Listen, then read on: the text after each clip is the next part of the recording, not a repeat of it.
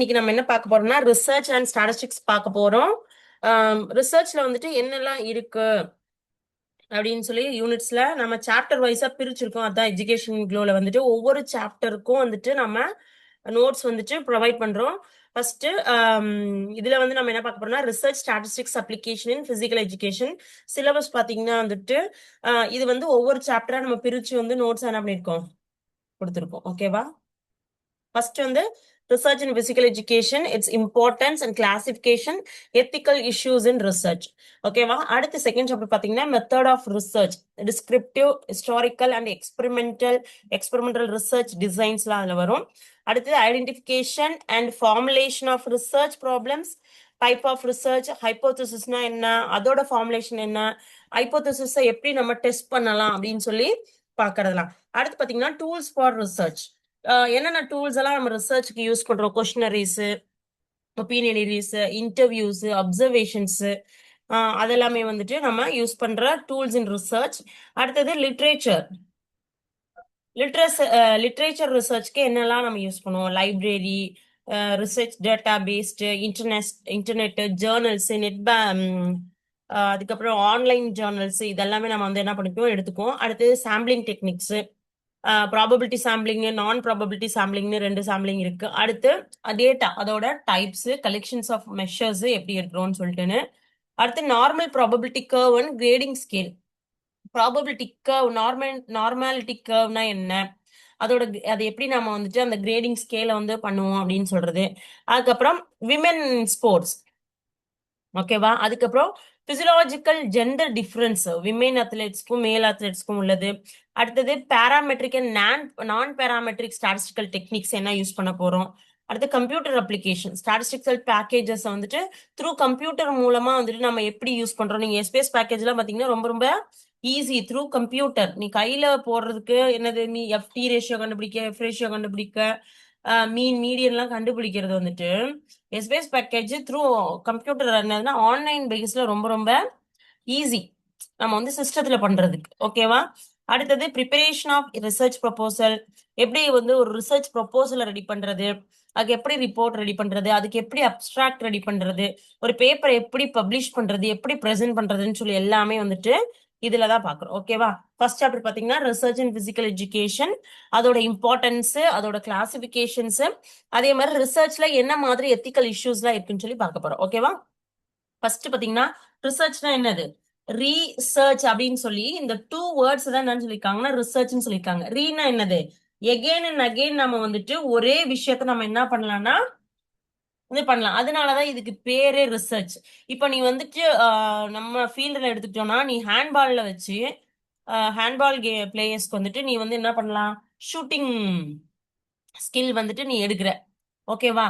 இதுவே நீ என்ன பண்ணலாம்னா சேம் ஹேண்ட்பால் பிளேயர்ஸ்க்கு அதுல என்ன பண்ணலாம், ஸ்பேக்கிங் ஸ்கில் நிறைய இருக்கு. ஷூட்டிங்கோட ஸ்பேக்கிங் ஸ்கில் இருக்கு. அடுத்து இந்த ட்ரிபிளிங் ஸ்கில் இருக்கு.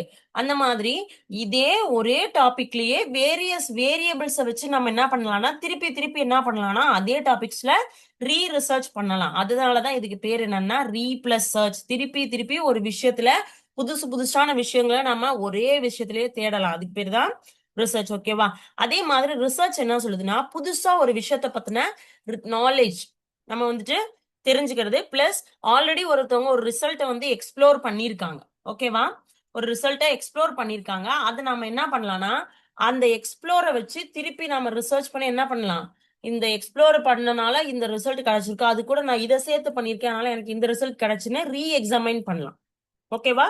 ஓல்டு நாலேஜை என்ன பண்ணலாம், அப்கிரேட் பண்ணி நியூ நாலேஜை அந்த இடத்துல நியூ ஃபேக்ட்ஸ் வந்து அப்லோட் பண்ணலாம். அடுத்தது வந்துட்டு ரெட்மேன் அண்ட் மோரே என்ன சொல்றாங்கன்னா ரிசர்ச்னா என்னன்னா நம்ம வந்துட்டு என்ன எஃபர்ட் போடுறோமோ அதுக்கு ஏத்த மாதிரி ஒரு நியூ நாலேஜை கெயின் பண்ணுவோம் அப்படின்னு சொல்லி சொல்லியிருக்காங்க. ஓகேவா?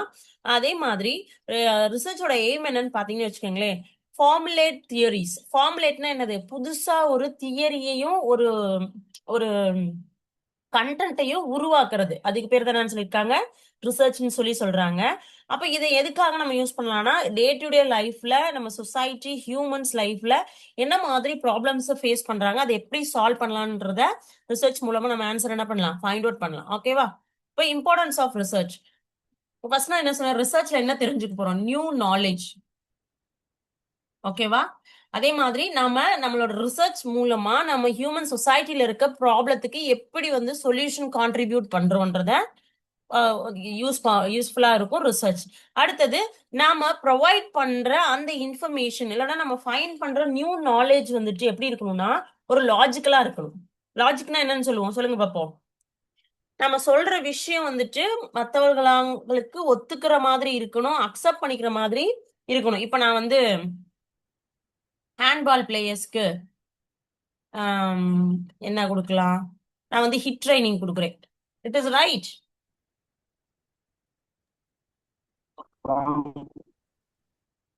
It is right or wrong?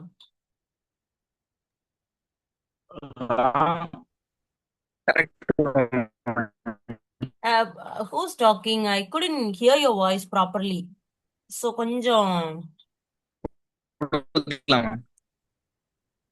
கொடுக்கலாமா Gajendran HIIT training? Intensity interval training தானே மேம், கொடுக்கலாம் ஆமா. மேம். சரி, okay. Right minute.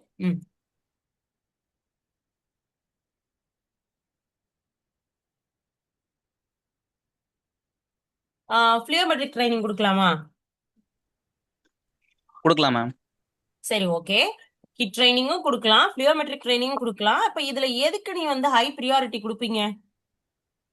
Plyometric training. S. இப்போ இங்க ஹிட் ட்ரைனிங் கொடுக்கலாம், தேர் இஸ் அ ஜஸ்டிபிகேஷன் இருக்கு. ஏன்னா வந்துட்டு என்ன தேவை, ஹேண்ட்பால் பிளேயரா இருக்கட்டும், வாலிபால் பிளேயர் இருக்கட்டும், கபடியா இருக்கட்டும், they need a strength and stamina. இந்த strength and stamina, power, load இதெல்லாம் எதுல வந்துரும்னா ஹிட் ட்ரைனிங்ல வந்துரும்.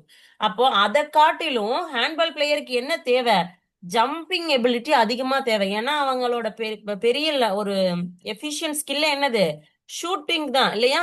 அப்போ கோல் ஷூட் பண்றதுதான். அப்ப அவனுக்கு நீ என்ன பண்ணலாம்னா ஃபிளியோமெட்ரிக் ட்ரைனிங்க கொடுக்கலாம். ஓகேவா? அப்போ நீ நார்மலா நான் ஹிட் ட்ரைனிங் கொடுத்தப்ப தேர் இஸ் அ லாஜிக் இருக்கு, ஓகே. ஆனா நீ அதுவே நான் ஃபிளியோமெட்ரிக் நீங்க கொடுத்தப்ப இது ரெண்டையும் நீ கம்பேர் பண்ணனா 99% எந்த ட்ரைனிங் கொடுக்க முடியும், ஃபிளியோமெட்ரிக் ட்ரைனிங் கொடுக்கலாம். அப்ப அதுக்கு பேர் தான் என்னன்னா லாஜிக் இருக்கிறது. நம்ம கொடுக்கிற ரிசர்ச்ச அதுல வந்து என்ன இருக்கணும், லாஜிக் வந்து கண்டிப்பா இருக்கணும். ஓகேவா? அது வந்துட்டு இம்பார்ட்டன்ஸ் ஆஃப் ரிசர்ச். அடுத்து பாத்தீங்கன்னா செலக்ஷன்ஸ் ஆஃப் ரிசர்ச்.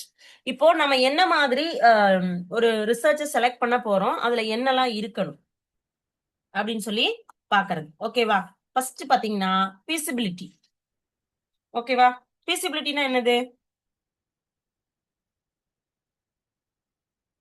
feasibilityனா என்னன்னா நம்மளால அந்த ரிசர்ச்ச பண்ண முடியுமான்னு பார்க்க முடியும். டூஸ் டோன்ட்ஸ் இதெல்லாம் பண்ண முடியும். இப்போ நீ வந்து நான் சொன்னேன் ஹேண்ட்பால் பிளேயருக்கு ஃபிளியோமெட்ரிக் ட்ரைனிங் கொடுக்கலாம், இந்த ரிசர்ச் பண்ணலாம் இல்லையா? பண்ண முடியுமா முடியாதா?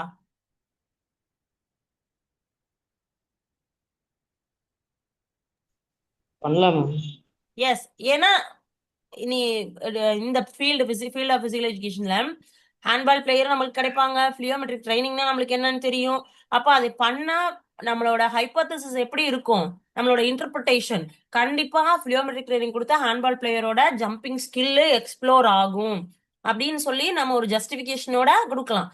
அப்போ அந்த மாதிரி ஒரு ஒரு விஷயத்த நம்ம செய்யறதுக்கான சாத்தியம் இருக்கா அப்படின்னு சொல்லி பாக்குறது தான் ஃபர்ஸ்ட். நம்ம அந்த ரிசர்ச்சை எடுக்கிறோம்னா அதை நம்மளால செய்ய முடியுமா, அதுக்கான எக்யூப்மெண்ட்ஸ் நம்மளுக்கு கிடைக்குமா, அதுக்கான டேட்டா கரெக்டா கிடைக்குமா, அதுக்கான சப்ஜெக்ட் நம்மளுக்கு கரெக்டா கிடைக்குமான்னு பாக்குறது என்னது, feasibility. அடுத்தது ரீசனபிலிட்டி. ரீசனபிலிட்டினா என்னது, இப்போ நான் சொன்னேன் இல்லையா, இது என்ன சொன்னேன், justification.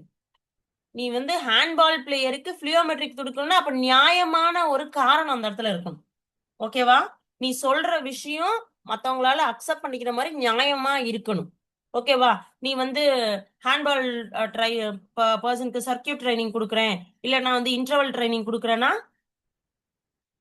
It is not useful. ஆனா அதுல இருக்கலாம் பெனிஃபிட்ஸ் இருக்கலாம், ஆனா கம்பேர் வித் ஃபிளியோமெட்ரிக்கு கம்பேர் பண்ணும்போது இதுல என்னது கொஞ்சம் டிஃபிகல்டிஸ் இருக்கலாம். ஏன்னா நமக்கு என்ன தேவை, ஜம்பிங் எபிலிட்டி தான் அதிகமா தேவை இல்லையா? அப்ப அதே மாதிரி ஒரு ரீசனபிலிட்டி இருக்கணும், காரணம் இருக்கணும் இல்லையா? அத நம்ம ஏன் எடுத்தோம் அத சொல்றதுக்கான நியாயப்படுத்துறதுக்கான ஒரு ரீசன் இருக்கணும். அடுத்து நாவல்டி. ஓகேவா? நாவல்டின்னு என்னன்னு சொல்லுங்க பாப்போம்.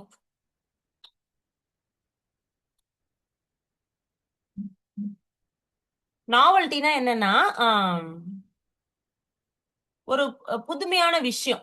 ஓகேவா? நாவல்ட்டினா என்னன்னா புதுமை. அப்பயா ஓகேவா? எப்படின்னா நீ பண்ற ரிசர்ச் நியூவா இருக்கணும்.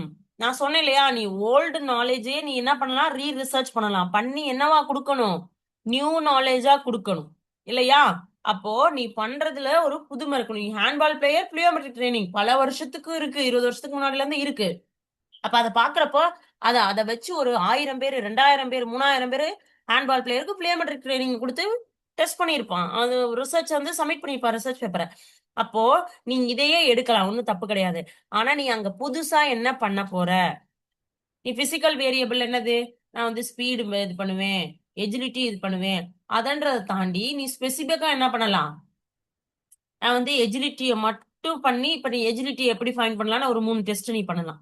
நீ பவரை மட்டும் பண்றேன்னா பவருக்கு ஒரு 3 டெஸ்ட் பண்ணலாம்.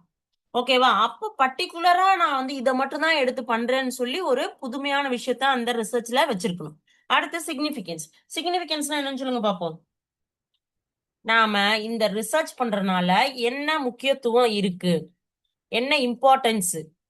இப்ப நம்ம சொல்லுவோம் இல்லையா, it is insignificant, it is significant or it is non significant. What is that Ponnarasu? சிக்னிபிகன்ட்னா என்ன, நான் சிக்னிபிகன்ட்னா என்னது? There is no Ponnarasu in class. Significant okay, Vallarasu tell me.